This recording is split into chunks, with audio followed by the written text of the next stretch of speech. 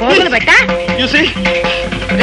దొంగ వెధవా ఇప్పుడు కాదా 20 సంవత్సరాలకు ముందు వచ్చింది నిన్ను ఒక ఆట ఆడించుండేదంటా నేను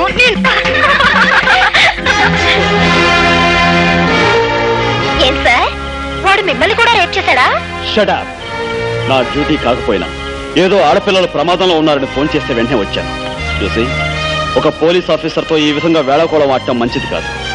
it's very bad on your part.